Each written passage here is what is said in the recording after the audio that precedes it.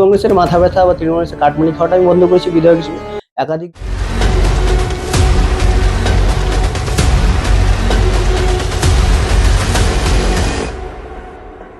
আমাদের এখানে ভালো কাজ করছে। হ্যাঁ, আমরা বিধায়ককে খারাপ মনে করি বা পারি না।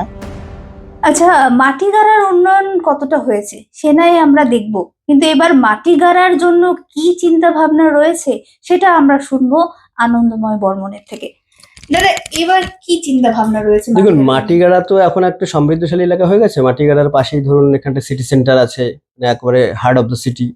এর সাথে সাথে উত্তরায়ণ আছে, বাগডোগরাতে এয়ারপোর্ট আছে, শিব মন্দির ইউনিভার্সিটি আছে। তো এই সমস্ত এলাকাগুলো এখন মিউনিসিপ্যালিটি বা কর্পোরেশন হতেই পারে। শিলিগুড়ি কর্পোরেশনটাকে যদি বড় করা হয় তাহলে তার সাথে যুক্ত হতে পারে, বা আলাদা করে নতুন মিউনিসিপ্যালিটি হতেই পারে।